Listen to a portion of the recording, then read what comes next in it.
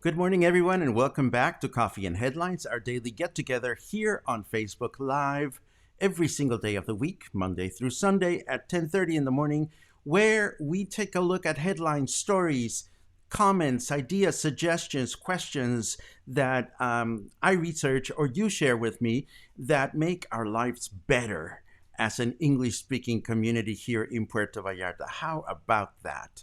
And for those of you that are not English-speaking folks living in Puerto Vallarta that are maybe considering visiting, that have not been here for a while, that are just thinking about whether it's a good time to come back or not, this is a place to be because you're hanging out with a bunch of locals, or mostly locals, or strong Vallarta lovers that are ready to help out, helping you make a decision if you're thinking of coming back. If you're new to these broadcasts, my name is Paco, and I hope you'll stick around. Please let us know that you're new by writing the word new in your comments. And of course, feel free to follow our channel if you like the content. And if you're watching on YouTube later on, please don't forget to hit that red subscribe button so that you can be notified whenever we have good new content available for you. And the same thing is the same case for you who are watching here live on Facebook. It is always a pleasure to get together with you, and it is always a pleasure to see friends near and far that watch us on a regular basis, such as Brian, who's watching from Ciudad Juarez, El Paso, Raymond, who inspired something that we're going to try today for the first time, and I'm going to tell you what it is in a second. And David, who's watching from Boston suburbs. I mean, it's just great to see that you guys are all over the place in more ways than one. Today, we are going to have, Judy starting the party early, topping her coffee with Baileys. Good for you, girl. If I had a little bit of Baileys in the house, I would probably be doing the same thing, but not today. Today, I'm going on a great long walk with my friend Logan in a little while. I am sorry that Bernie is not getting any video. I hope everybody else is getting video. Maybe if you refresh your broadcast, it'll help. Anyhow, it's great to be here with you. Today is going to be, oh my goodness, Paul is coming back from Boston on November the 10th. Good for you, Paul. Good for you. Anyhow, we have all kinds of news today. Today is an important day in Mexico's history. It's the 6th year anniversary since the Ayotzinapa mystery and murder or disappearance of 43 students took place, and we're going to visit that briefly. We're also going to look at other news as they relate to COVID and what's going on in other touristic destinations. Here in Mexico. We're going to take a look at an interesting article published by the New York Times. And because Carmen Porras from El Arrayán suggested it today, we're going to pay tribute to a wonderful Mexican musician that you've probably heard about or you've heard his music, but you never knew what it was or where it came from. His name is Juan García Esquivel. So stick around till the end because you might find his story fascinating. I like Lydia, who says, woohoo, bring it on. I am bringing it on, and let's see. Great comments coming from you. As always, of course, if you have any important questions or comments that you wish to share with everybody and you want us to address them here during the show, please add the letter Q to your comment so that we can make sure that we do not miss it. So let's hit the headline button and let's get the show on the road. Bam!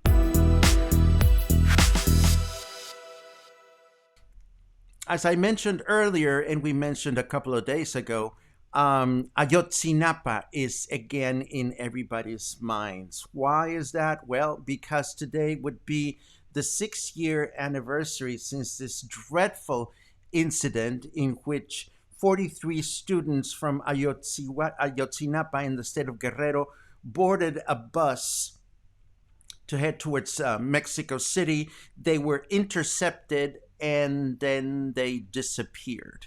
And through the past 6 years, the families of these students have been wondering what happened and not getting straight answers from the government.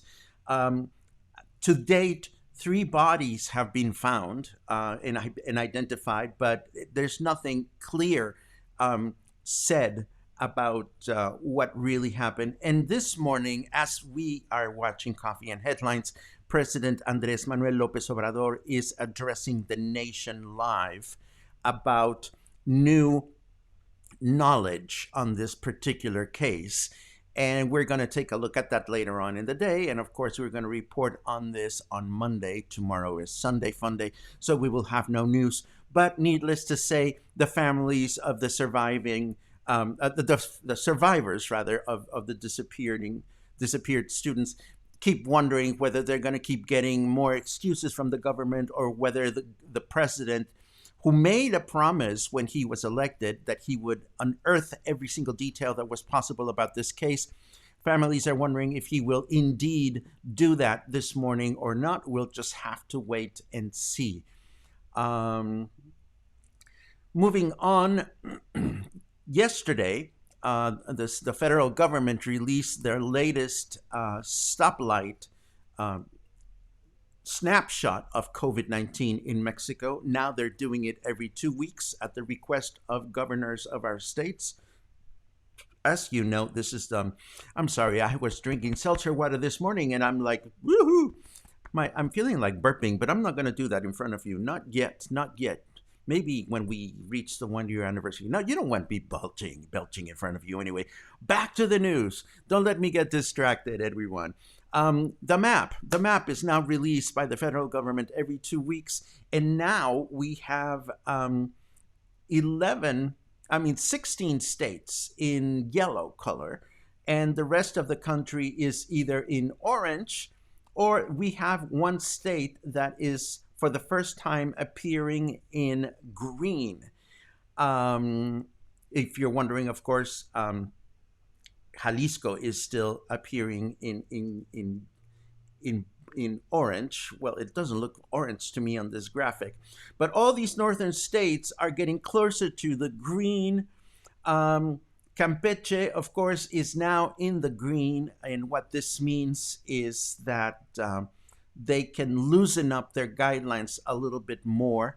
We know that Jalisco is dancing to its own tune, but we're hoping that in 2 weeks, when this federal stoplight gets released again, that we will switch colors and or the state of Jalisco will go into alignment with the rest of the country. As you know, our governor has been doing things to his own accord rather than following the national synchronicity. Hugo Lopez-Gatell, regarding the fact that Campeche is the first state to show up in the green, is asking for prudence to its citizens. Needless to say, one of the big concerns in Campeche and in the rest of the country is the date in which students actually are able to get back to school at school rather than taking classes through TV or internet or whatever. So Hugo Lopez-Gatell is hoping that despite the fact that it is the first state to appear in the green zone, that folks will actually be cautious and show common sense in making their decisions. Ideally, we need to keep wearing face masks. We need to keep watching our distance A quick question for Kelly. Is there other ways to support the show than buying you a coffee? Yes and no, Kelly. I set up Buy Me a Coffee, which is a great website for any independent creator um, to gather funds, to raise funds for their work, as a choice that seemed to be the most universal for everybody. I realized that a lot of people, or some people, don't feel comfortable using PayPal. And I appreciate and understand that. Unfortunately, not doing it through Buy Me a Coffee will not give you access to membership exclusive content that I'm starting to make available for those people that get a membership through Buy Me a Coffee. So the answer to your question, Kelly, is there is no other official way to support the program. If you wanted to support Buy Me Coffee and Headlines or our pursuits here, word of mouth is wonderful. If we ever meet, then maybe you can buy me a real coffee, or maybe you don't have to. I mean, I realize that some people are not going to be able to enjoy or do not have access to PayPal. I wish I had a better answer for you, but unfortunately, I don't. Celeste is new. She asks, how is it that I speak English so well and without any Massachusetts accent? Well, I went to American school when I was a kid here in Mexico. You haven't heard me speak English after a couple of glasses of wine or after a couple of margaritas. It gets very bad very quickly, so I would not brag about it. Actually, I don't. But thank you for watching from Colorado. I hope you continue to enjoy the broadcasts. How about a cocktail? Sold. I will have a cocktail anytime. I'm a slut for cocktails. After 1 o'clock, of course, or maybe noon. Anyhow, let me go back to the news because we still have a few other news to share. And this has to do, of course, with Puerto Vallarta. And the rest of the destinations in the Mexican Pacific Riviera, which are increasing unexpected levels of occupation. According to this news item from Contralinea, some parts of the Pacific are registering 58% occupation, which is a lot higher than what we've been looking at, as opposed to other places in the Caribbean, such as Cancun and Playa del Carmen, which is not getting as much tourism. That said, the article does emphasize that there are less hotel rooms in the Pacific Riviera than in the Caribbean side of Mexico. So it makes sense that there would be higher occupation on our end. But it is nice to see that more and more people are trusting themselves to travel, to go on vacation, and specifically to come to Puerto Vallarta. I was just conversing with a friend, and we were talking about how we can start to feel the weather switching, and we know that it's a matter of weeks now. It always happens in the month of October, that overnight the weather will switch to zero humidity or very low humidity, and it'll be a wonderful thing for all of us to enjoy. Speaking of, let me take a second from the news because I want to make a rave. I want to share a rave. Yesterday I had lunch at the new Macareno, which we discussed a few days ago. Macareno, which teamed up, the owner Paco teamed up with his mother, one of the founders of Taqueria Las Güeras. They are located right across the street from Culture. Culture is the name. Culture in Colonia Emiliano Zapata. And you can enjoy Macareno during the daytime for breakfast and lunch. You can enjoy Tacos Las Güeras during the evening. And it is just as wonderful as it was when they were in Versalles. Emiliano Zapata dwellers, you are in good luck. Please go try this restaurant. It is absolutely fantastic. I also want to share with you this article in the New York Times that describes what goes on in Mexico City's Central de Abastos, which is the largest produce market in the world. There's a photograph of it right here that really shows you just how ginormous this market is and the problems that they have had with the coronavirus outbreak, given the fact that there is so much so many people go through the market at any given time. So the article, of course, was written by the New York Times, and it was shared locally by Pam Thompson, who got a lot of support. But then there's also the conspiracy theaters who were not so keen on the article. But I'm going to leave it with you on the headlines for you to determine whether you wish to pursue it or not. I think it is an important article for everybody to read. And again, I would love to hear what you think about it. Let me see what we have here. Oh, thank you very much, Kelly. Coffee, cocktails, whatever floats your boat. We appreciate the support. Luna and I do. Let's see. No, I did not do the Macarena at Macareno, but that's how they came up with a name. I remember I asked Paco once how he came up with a name for his restaurant, and they were coming up with concepts and ideas, and La Macarena was playing on the radio, and that's when they decided, bam, let's call it Macareno. Boom, bidim, bam, boom, bam, bam. And yes, I am sad that they're no longer here in Versalles. I used to love being able to walk to that place. And it is a wonderful place. Brian says, Tacos Las Güeras is the fave of Kinetic Cannons. Do you know them? I feel you might have an opinion of them.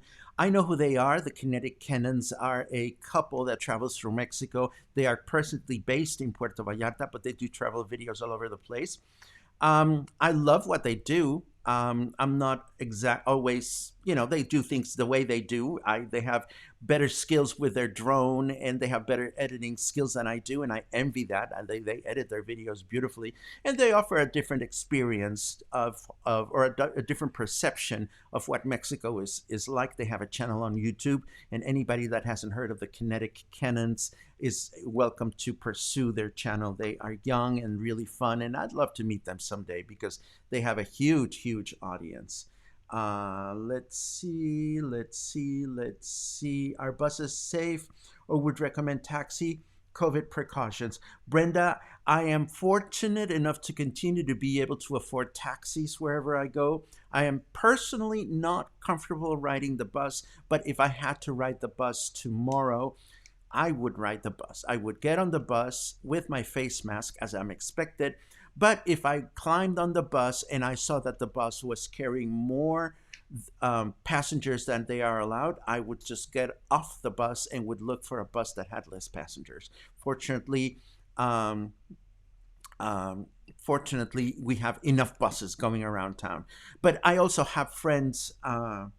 That are taking the bus regularly. They have no other choice.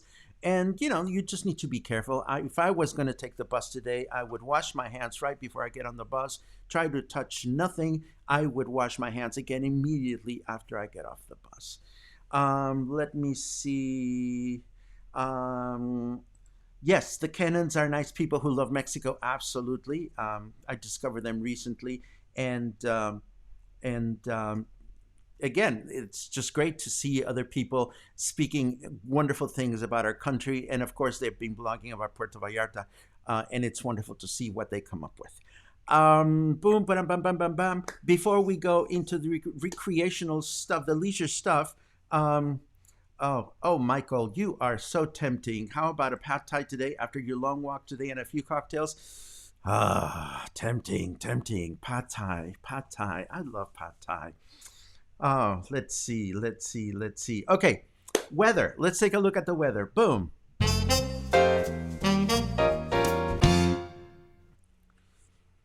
Weather is 27 degrees Celsius, feels like 32. Fahrenheit, it's 80 degrees. Humidity is at 100% right now. What prompted me to go walking from El Libramiento to Moro Paraíso at noon when it's going to be really hot and humid is a mystery to me, but I'm going to do it anyway. It's only 3.5 kilometers. Nothing can go wrong. Let's see. The weather forecast for today is rain until evening, although right now, we have a 25% chance of precipitation. And tomorrow it says we're going to get possible light rain in the evening. And Monday, it'll be humid and partly cloudy through the day. How about that? So let me tell you something. Would you be interested in swimming across the bay? Just for kicks. Well, not for kicks. This woman is going to swim from Punta de Mita to Cabo Corrientes. Her name is Mariel Hawley, who's a national swimming champion, masters in open water swimming, and she's part of a select group of people that have fulfilled the Seven Seas Challenge, swimming long distances in 5 continents. Apparently, she has decided to hold a new record in this area sometime between the 22nd and the 26th of October. She will swim from Punta de Mita to Corrales, which is at the bottom end of the bay, 42 kilometers. It is expected to take her more than 14 hours. And we'll just have to see how she does. This will be really interesting. Would you swim that long? I certainly wouldn't, but I have another level of appreciation for anybody that can undertake these types of challenges. And this brings us to our little Viva Mexico segment of today. Cue the illustration. We have been showcasing either aspects of our history, or we have been showcasing musicians from Mexico during the month of September, which is our Independence Day month. We're probably going to continue doing this as we move forward here at Coffee and Headlines, because you've reacted quite favorably to these little cultural nuggets, and I have become very much addicted to doing research for you. A few days ago, my dear friend Carmen Porras, we were talking about Mexican musicians, and she suggested doing something about Juan García Esquivel. And I am sure that the name Esquivel is probably not going to be very familiar to most of you. And if it is, I will bow my head in your general direction. But actually, let me know in your comments if you have ever heard of Juan García Esquivel. Oh, but before we do that, let me go back to something that I mentioned earlier that I would like to do. We're going to talk music, Michael Evans. I love Michael because he always writes the word music. Before we do that, I had a brain fart the other day, and I realized that, I know some things about some of you, and I know you know some things about me, and that's lovely. But then I'm like, for example, the other day, I discovered that Raymond, who watches us regularly, owns a bakery here in town, and I didn't know that. And I know that my friend, I have a bunch of friends that have businesses here in town, and it occurs to me that while we've been talking quite a bit about supporting local businesses, I am going to write a comment here, and it's going to say, I host a daily live broadcast on Facebook. That is a sentence, and then I'm gonna put my Facebook URL. Say Paco Ojeda Live. So boom, I just posted a comment that will show up any second that has what I do or what I sell or what I own, and then it is followed by the website of my Facebook page. So if you are a local business, that caters to locals and also to tourists, and we don't know that about you, I would personally love to know that about you as well. So right now, and for the rest of this broadcast, feel free to write a comment like I just wrote a comment. Just let us know what it is that you do, and if you have a Facebook page or a web page where we can find out more about your business, please share it with us, because that way we will be able to learn more about what you do, and we will hopefully find ways to connect with you and support your business as well. So I will be looking forward to these comments right after I continue telling you about Juan García Esquivel. And Michael, I am bowing in your general direction because Michael knows Juan García Esquivel, and Sue mentioned his name as well. So I am so very happy that the name is not completely foreign to you. So we're going to talk about Esquivel, and I love talking about Esquivel. Before I do that, Raymond, thank you very much for chiming in. Um, and I know, Paul, that your business is local, but just put it out there. Just put it out there. We want to know who you are and what you do. Anyhow, back to Esquivel. I bow into Esquivel is just awesome. And the story of Esquivel is amazing because it parallels another important good call. I am going to stop interrupting myself, but thank you, Terry. This is exactly what I'm looking for. Please share. And now I'm really going to focus on what I'm supposed to do. I will stop looking at your comments for a second, and we are going to go into Esquivel mode. Bam! There we go. So Esquivel, look at him. He's geeky and nerdy, and he's wonderful. But in order to talk about Esquivel, we need to acknowledge the fact that, number one, he parallels an important chapter in the history of music technology. And we also need to touch base on some facts about how we hear, or why we hear how we hear. Oops, I'm on the way. There you go. I'm not on the way anymore. Why we hear how we hear. We need to talk about stereophonic sound, how it evolved, where it came from. Then we need to talk about Esquivel and how he came into the picture at the right time. We need to look at what happened during the late 1990s. And we also need to look at what's going on with Esquivel and his peers today.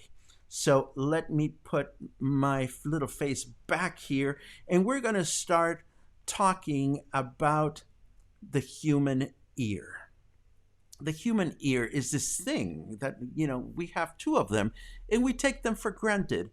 We obviously use our ears to listen, but beyond just hearing or listening, our ears are wonderful instruments that we don't think much about. For example, do you ever think about what happens when you close your eyes and just by hearing the sounds around you, you can tell whether you are in a large room or out in the open or in a small space?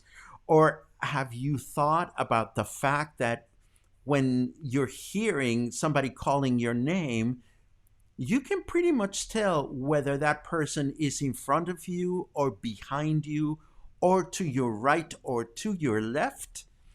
I mean, this is something that we experience every single day, and we don't think about it. When we're about to cross traffic and we hear somebody honking, our ears let us know where that sound came from. How is this possible? Well, it's quite simple. If the sound source is directly in front of us, the sound waves that are generated arrive at both our ears at the same time and are equally as loud. If a sound is up to one of our sides, whether it's the right-hand side or the left-hand side, sound will reach one of our ears faster than the other, even if it's by milliseconds. And the sound that will appear on the other side will be quieter, even if it's just very subtle. So this business is something that, again, we take for granted, but that our ears are capable of doing. So at some point in the world of music research, somebody realized, well, we can also control how we're hearing things by sending signals to your ears through two different speakers, one on the left, one on the right, and this is what we call stereophonic sound. Now, we take stereo sound for granted when we go listen to the symphony, for example, or we listen to live music. We listen to live music, and we can see and we can hear that the string section is on one side of the concert hall, the double bass section is on the other, and so forth and so on. It's a no-brainer. And in fact, even when we go to the movies, we don't think about this, but nowadays you go to the cinema and we know that certain sounds come from one side and from the other, and even from behind, and they travel back and forth, and so forth and so on. So this is important because stereo sound, as we know it, did not start in music. It started in the movies. It was Fantasia that was the very first movie to be screened with stereophonic sound. And it was a technological breakthrough back in 1940 that you could actually go to the movie theater. And there are sections of Fantasia that even demonstrate this. You have some of the animations showing the music rising in volume on one side of the screen, and you can see the conductor, and then on the other side of the screen, and you can see the conductor, and you can hear the music from both sides. So this is back in the 1940s. We will get to Esquivel in a second. Cole Porter in 1955, he wrote the music for a Broadway musical called Silk Stockings in 1955, and the musical included a song called Stereophonic Sound in 1955. And this is ironic because stereophonic sound existed in the movies, of course, but you couldn't buy stereo records in 1955. Records were still mono. And we know that because we look at this illustration of the original cast recording, and it was not available in stereo. It was recorded in mono. So stereo sound came to us in the late 50s. And look at all these strips. All these strips started appearing on top of records, showing that the new records had the brand new stereophonic sound. And in fact, for a while, you could buy both versions of the same record. But which version should you buy at the time?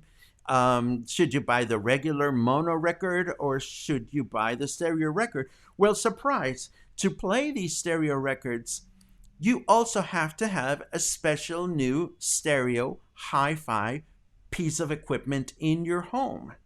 Now, this happened many years ago, so we don't think about these things. Some of us are old enough to know that there was a time when 8-track tape was replaced by cassettes, and then we were supposed to buy the same music again. And then, of course, the mono records that we're talking about had to be replaced with stereo records and stereo record players, and then cassettes had to be replaced by compact discs.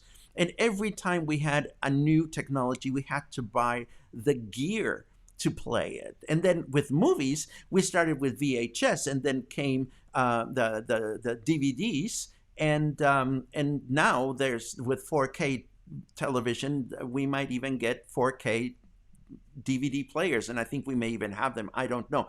But the challenge with this is that every time there's been a major breakthrough like this to buy new equipment, who has the money to afford new records? Who would want to have to buy the two versions of a Miles Davis album or any other album? So this was a major challenge for the record companies, because they had to sell the new records and they had to sell the new equipment to sell them, to be able to play them.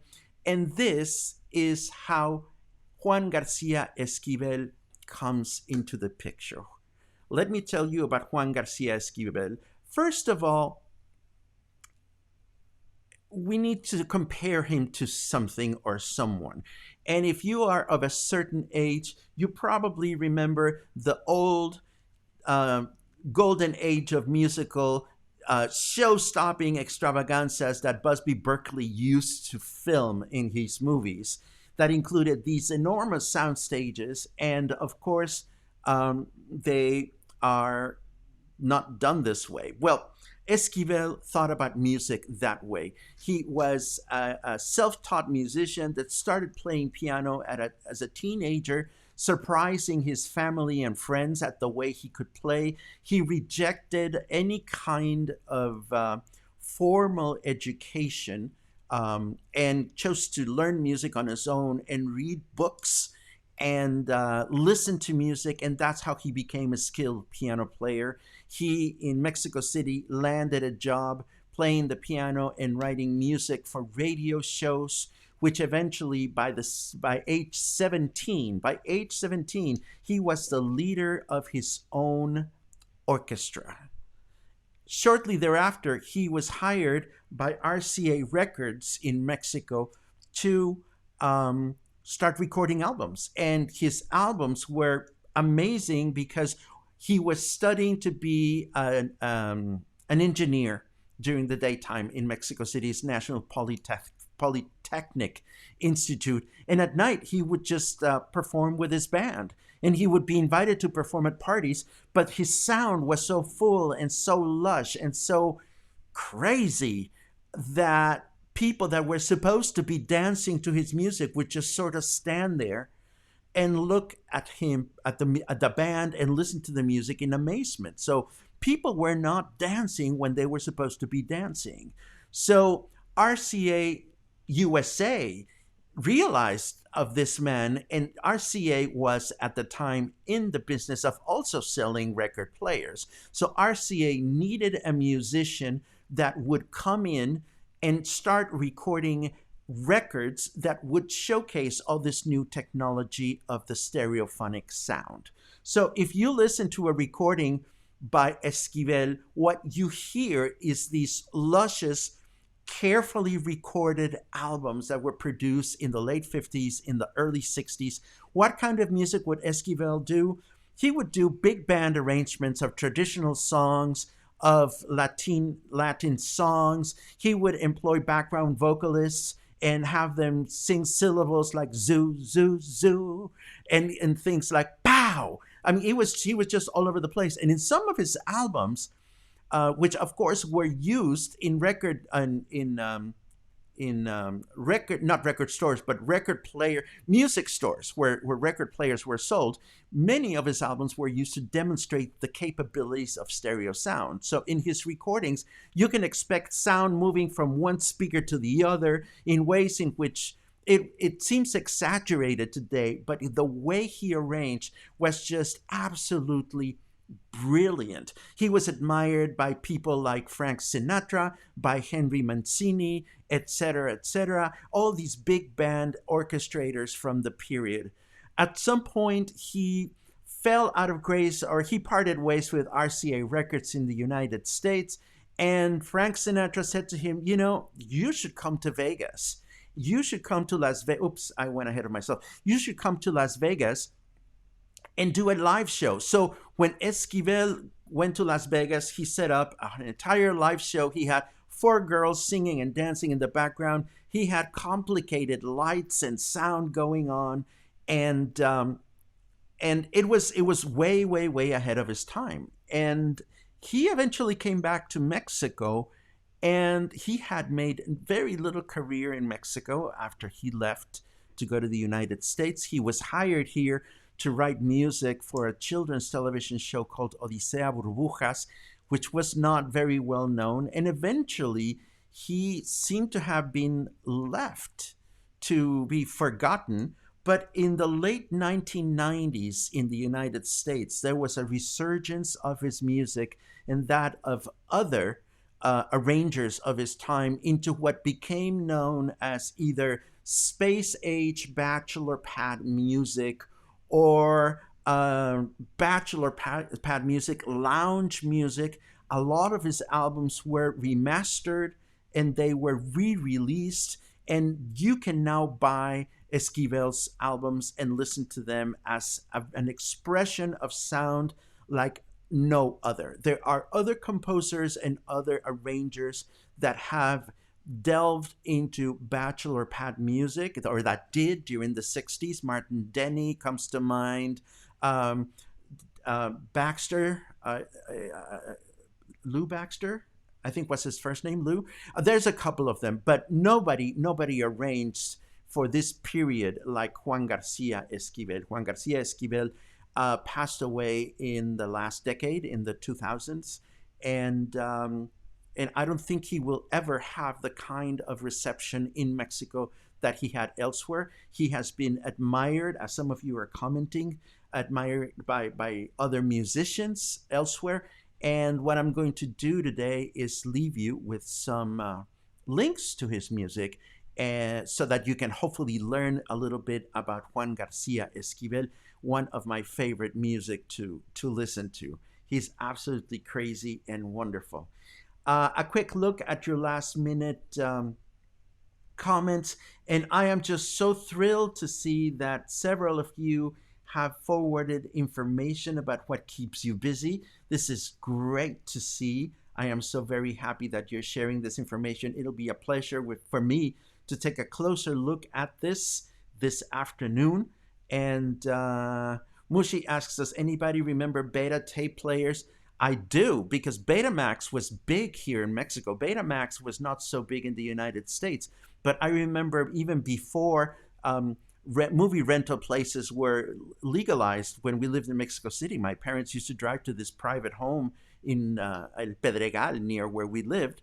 And somebody in their garage, they had like this huge library of blank Betamax tapes with movies recorded onto them that you could rent clandestinely. So it was definitely something that I remember. Anyhow, it's always wonderful to see your comments, and I'm very glad that I see some interesting comments about Esquivel and other things. Can you find his music on CDs? Absolutely. Paco, do you need a good stereo to appreciate Esquivel's music? Yes and no. Good speakers are always great, but you will miss out on a lot of subtlety if you don't use either headphones or good stereo speakers. Absolutely. Boom, ba-dim, bum, bum, bum, bum. Lots of great comments from you. Oh my God, Ima Sumac. Michael, don't get me started. Ima Sumac, oh my God, yes, another great person from that space age bachelor pad period. It was absolutely wonderful. Anyhow, I hope you enjoyed this little chapter of another Mexican musician. As always, I'm grateful for your company, your comments, your suggestions, your ideas. And I'm grateful for the contributions that you make to Coffee and Headlines. As you well know, this is a community-based project, so we always love it when you stop by the website buymeacoffee.com and you click on /Ojeda Paco and you find ways to support our daily broadcasts. It's very much appreciated. And without further ado, let me let you know that I'm on my way out to go on an expedition. So I will not be posting show notes until later on today. My apologies. But I will have show notes ready for you later on this afternoon, early evening. So please keep your eyes open for that. Tomorrow is Sunday Fun Day. So it'll be another day of crazy humor, of just no news, just crazy humor and juvenile behavior and sound effects and so forth and so on. So have a great Saturday. Stay kind, stay happy, stay well fed, stay put, stay crazy, stay alive, stay in touch. And what else am I missing? You know, just go pet your pet or be nice to your next door neighbors. I don't know. Just have a great day, and I will see you sometime soon.